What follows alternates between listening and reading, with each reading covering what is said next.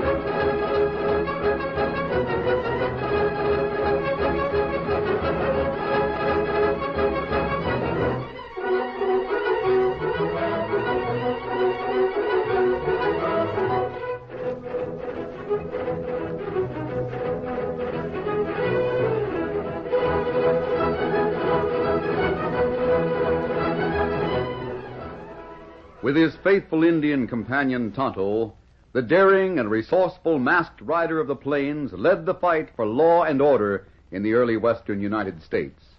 Nowhere in the pages of history can one find a greater champion of justice. Return with us now to those thrilling days of yesteryear. From out of the past come the thundering hoofbeats of the great horse Silver. The Lone Ranger rides again. Come on, Silver! Let's go, big fellow! I'm Silver! Away!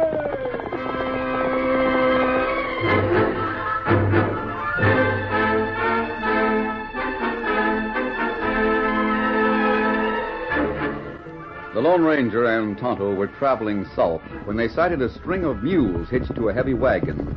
Then they recognized the mule skinner, an old friend called Thunder Martin.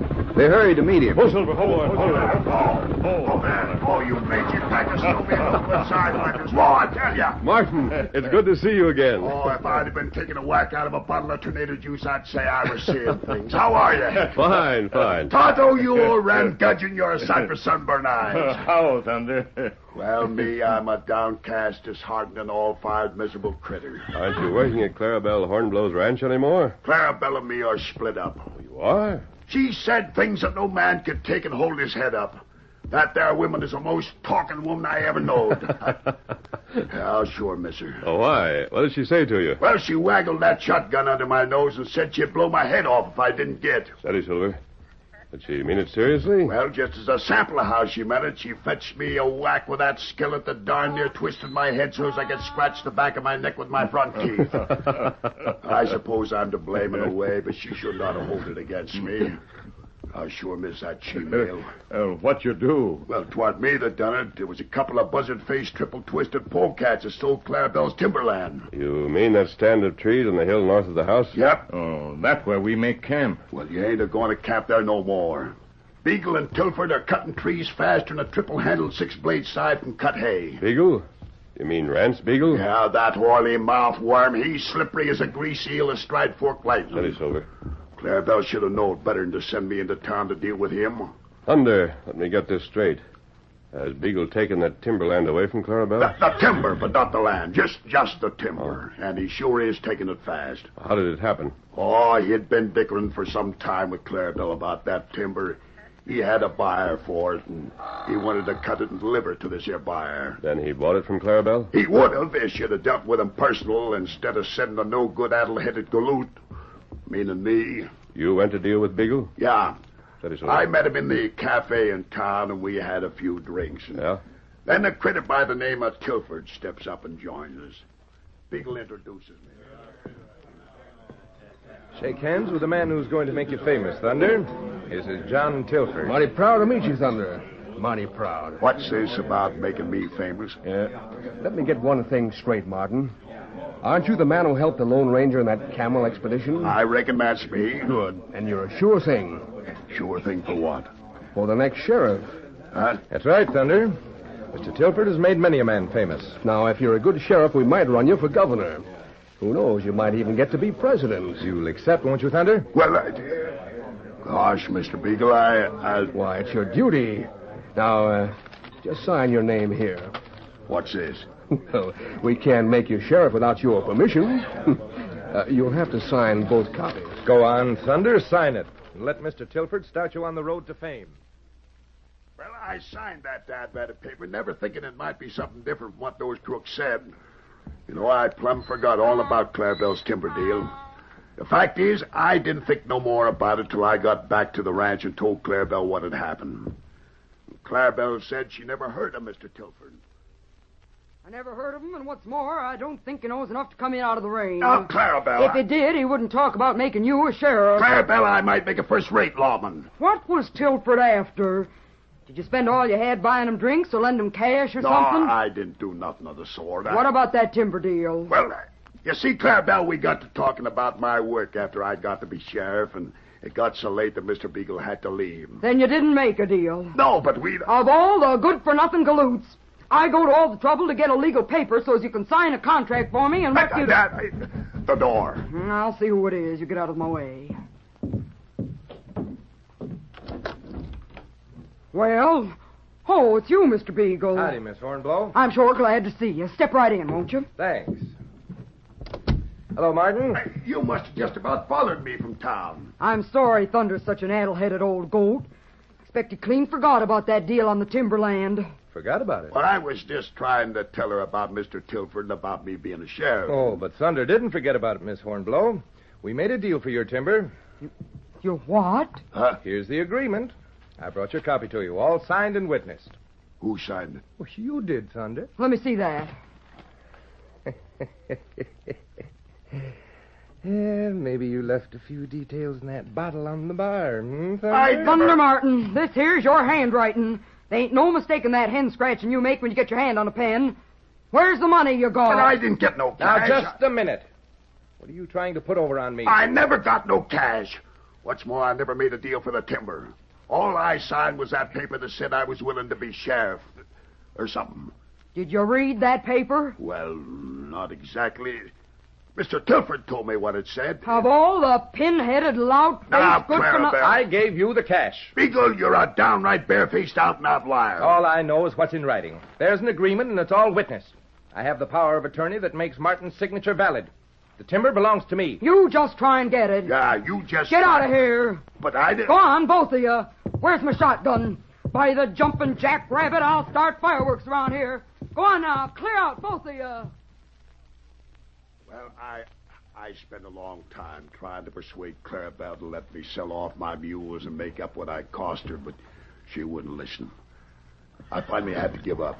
Thunder, there must be some way we can adjust things. Hey! Did you say we? Yes. You mean to say you'll help me?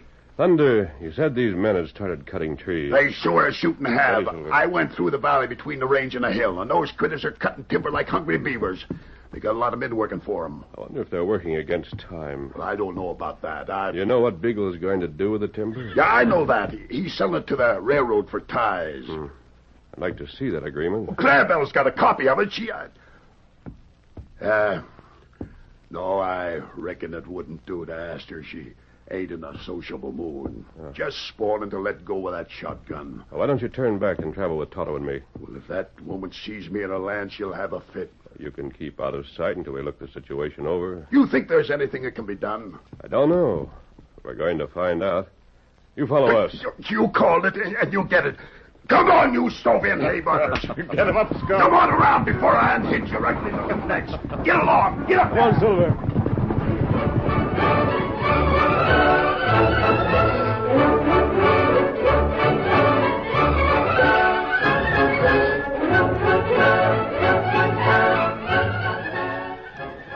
Clarabelle Hornblow had developed a stern manner and an iron will through the years of fighting to hold and manage her ranch.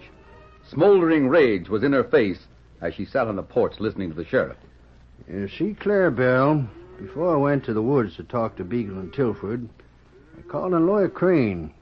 He's always willing to help me out on legal facts and things. All right, Slewfoot. You talked to Nosy Crane. Skip that. What I want to know is how you made out with Beagle. Well, Clarabelle, I don't like to say this. Get on with it. Beagle's got you. Legal? Yep. Airtight, Clarabelle. You should see his camp up there on the side of your hill. I don't want to see it. You look right over yonder, straight across the valley, and you can see smoke rising above the trees.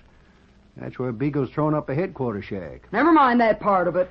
He's got about 50 men working, cutting trees like blue blazes. I know he's got men working, and I know he's cutting trees. Sakes alive, I got ears, ain't I? I hear 'em when the wind's right. Well, I'm trying Get your cases. What'd you say to Beagle, and what'd he say to you? I told him you'd sent me, and he said he'd been expecting me. He showed me the agreement that had been signed by Thunder Martin. Scald old goat-eyed. Huh? Go ahead. Then what? That paper didn't leave nothing out. It told how he'd paid $5,000 for the right to take timber from that hillside land. I read the agreement. I got a copy of it. Well, he had a paper giving Martin the power of attorney to sign for you. And he had everything witnessed and all in order. He claims he paid Martin the $5,000. He lies. You'd already set the price at $5,000, hadn't you? Sure, we talked the price over some time ago. Price was all right, only he didn't pay it. Maybe he's telling the truth. Meaning what? Maybe he did give Thunder the money. That'll do. Now, look. $5,000 is more cash than Thunder'd ever seen in his whole life. With such temptation, any man might Listen to me, you hammer-headed, third-rate excuse for a lawman. Thunder may be a jughead. He may be the ugliest-looking, simple-minded galoot that ever came over the trail, and he may lie like a quarter breed and cuss like a magpie, but the old fool's honest. Get that through your thick skull. What's more, Thunder wouldn't let $5,000 come between him and me. No, $5 million.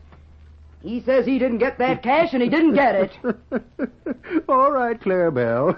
What's so funny about it? I only said that to see how you felt about Thunder. I'm hanged if you ain't in love with him. Love, my eye.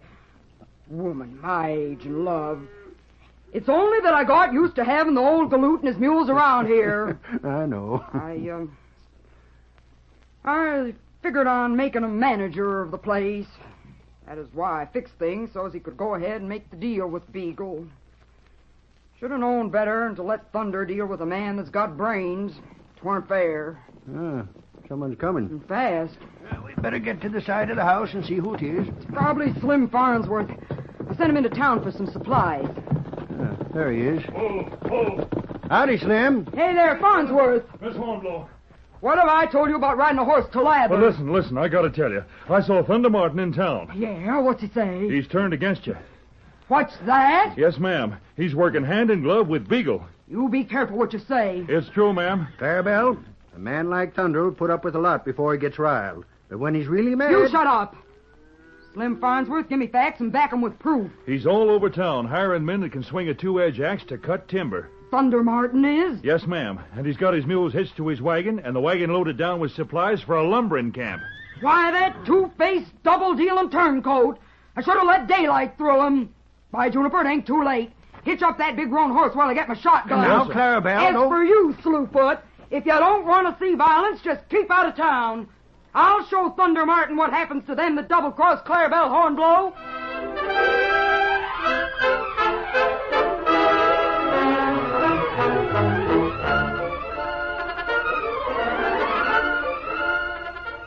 The curtain falls on the first act of our Lone Ranger story. Before the next exciting scenes, please permit us to pause for just a few moments.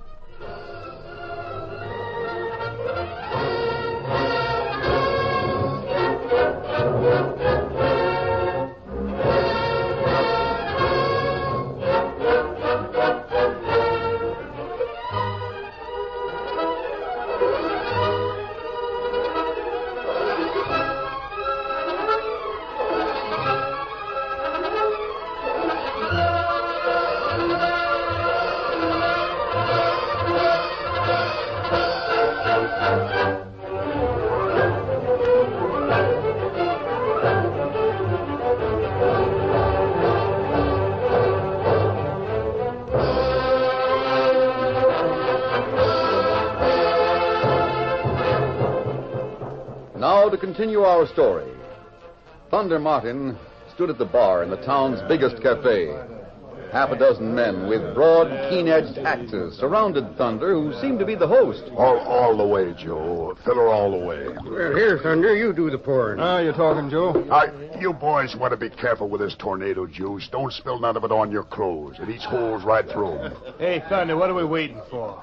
Thought you said we'd start work right away. We'll start in a few minutes, just as soon as the two gents that's over there at that table in the corner gets done talking. One of them is Walt Williams, ain't it? Yep, that's right, Joe. He owns the land that's adjoining to Clarabelle Hornblow's ranch. Who's the other gent? Hey, he's a stranger to me. Never seen him around here before. Oh, he's been around before. He's generally dressed different than what you see him now. Well, drink up, gents. Here's to the job at hand. Here's to it. Yep. Ain't going to be long now. You got your wagon all loaded up outside, ain't you? Uh-huh. Well, here's to the job. Here's to it. Thunder Martin! You double-crossed, slab-faced gopher! Clarabelle, take it easy. He's choking on his drink. Slap him on the back. That's a good idea. Stand aside, I'll slap his back. If that don't do it, I'll bend this shotgun barrel over his head. Now, Clarabelle, wait a minute. Listen to me, you ugly-looking rapscallion. I've known all kinds of riffraff. I've known rascals and reprobates. I've crossed tracks with hoodlums, jailbirds, loafers, bums, and bullies. But there ain't a one of them that ever sold me out like you done. Clarabelle. Shut up while I'm talking. Oh, no. Of all the deep-dyed scamps I ever knew, you're the lowest and the meanest. Clarabelle, this is awful. You don't savvy. You, Tim Jackson. Now, don't start on me. I ain't done nothing. Answer me one question, yes or no. Did Thunder hire you to cut timber? Yeah. What about you? Oh, hey, don't partner with that rifle barrel. Did this tin horn hire you to cut timber, too? Well, yeah. What about the rest of you?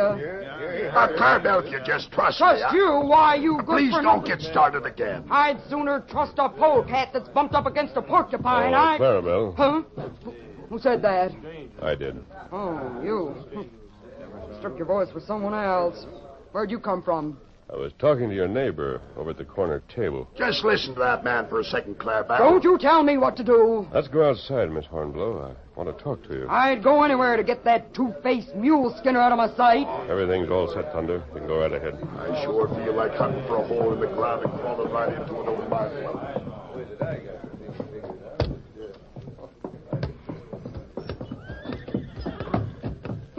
Now that we're out here, I have something to tell you. You better go your way, and I'll go mine. I don't want nothing to do with anyone that's friendly with Martin. Just a minute, Clarabelle. You're wrong about Thunder. Wrong my eye. Sold me out. No, he didn't. Don't tell me, stranger. I know We're what not, I'm talking... strangers. Huh? A moment ago, you thought you recognized my voice. Yeah, but I Do you thought... recognize the white horse over there at the rail?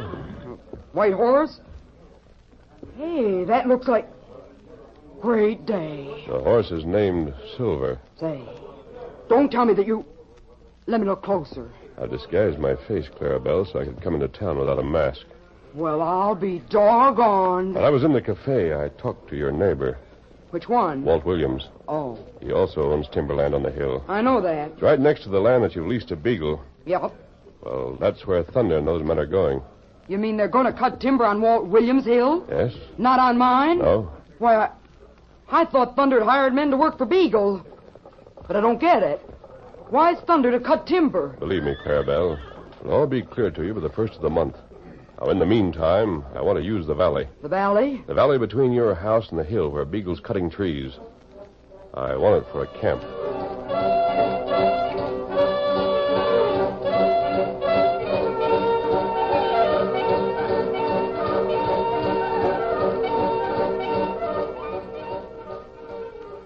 While the Lone Ranger moved through town in disguise, making various arrangements and agreements, his faithful Indian friend Tonto was far to the north at the village of Chief Thundercloud.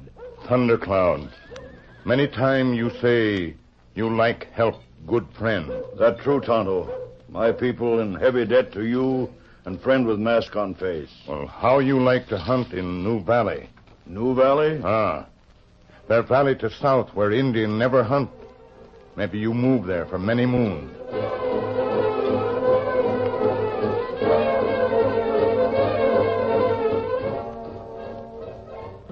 Several days later, the valley that lay between Clarabelle's house and the timber-covered hill became a scene of great activity. Chief Thundercloud and his whole village moved in and pitched their wigwams. There were over 100 braves and as many women. There were children of all ages, as well as horses, cattle, and many dogs. The Lone Ranger was there to meet them and to give them instructions through Tonto. I'll make it clear that they must stay in the valley, between the boundaries of Clarabelle's ranch. Me already do that. Perhaps I'd better build a fence around their camp. Me savvy. Have them start the fence at the bottom of the hills. Right at the edge of woods, huh? Yes. Me tell them. Oh, look there. Woman come this way. Uh-huh. You go and talk to Thundercloud about the fence. I'll explain things to Clarabelle. Whoa there, whoa. Hello, Clarabelle. So you've shucked your disguise. Yes. Well, what's all this? Who are the Redskins? Great day, what's going on here? These are your guests. What? Well, you said that friends of mine might camp in the valley. You mean to say you was talking about all these Indians? Yes, they're my friends. And the horses and the cattle? Even the dogs. Now, see here. I didn't figure on anything like this. You promised me the use of the land. Oh, my sakes alive. Surprised? That's putting it downright mild. I bet you're not half as surprised as the men up there in the woods. I wonder what Beagle and Tilford think of this situation.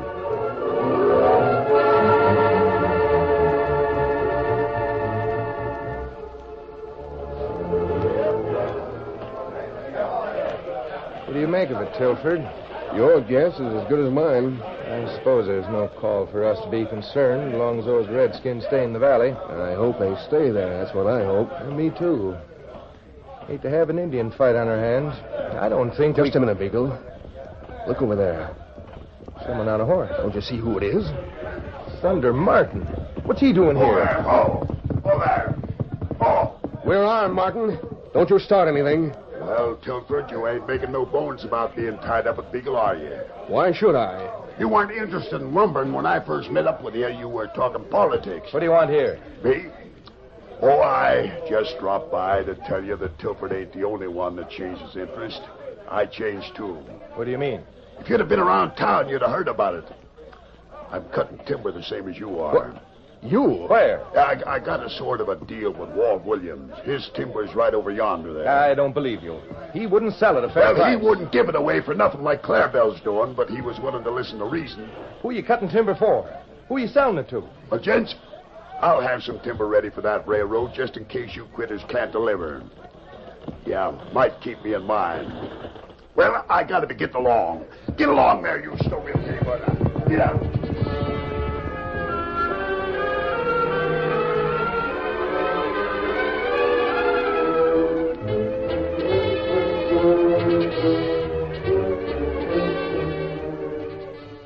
Each day saw more timber cut, trimmed, and stacked in Rance Beagle's camp.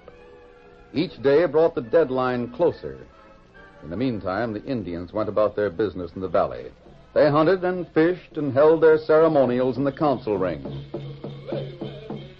The ceremonial was in progress when Beagle and Tilford came out of the forest at the head of a long column. Rein up here, Tilford. Ho! Hold up there, boys! Hold up! Wonder how long this fence has been here. I don't know. It wasn't here when we went into the woods. Hey, boys! Come here and take this fence apart. Beagle, look. You hadn't better touch the fence. Masked. Who are you? What's the idea? The Indians built that fence to keep people away from their village until the ceremonial is finished. Well, they'll not stop us. We have timber for the railroad. Boys, rip that fence down. I wouldn't touch it if I were you. Well, you're not us. I'll... Look out. Great day. That arrow just missed you. Look how it's stuck in the fence. Hard wood, too. But might have killed me. The Indians don't like to be disturbed. Well, they'll have to like it. We've got to get our timber to the railroad. Just a minute, Beagle. How long does this ceremonial thing last? Oh, some of the Indian ceremonials last for several days. Several days? Yes, this might be one of them. Well, that settles it. We can't wait, that's all. Boys, come on up here with your guns ready. Take that fence down and shoot anyone who raises a bow and arrow.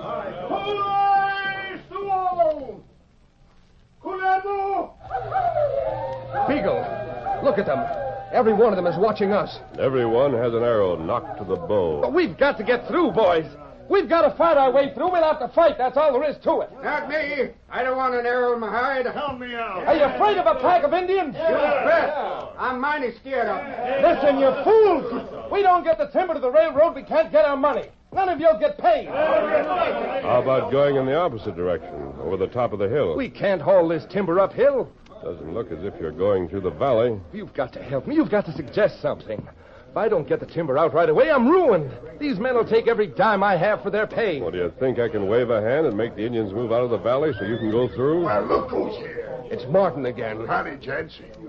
You cut off by the Redskins? I thought you had a hand in this, Just Martin. what would you do about it, you sidewinder? Maybe that there choo-choo outfit will be in the market for my timber after all. I'll bet you did have a hand in this. Well, you never can tell. I got a mighty big hand. Martin, I know when I'm up against a situation. Can you deliver timber to the railroad?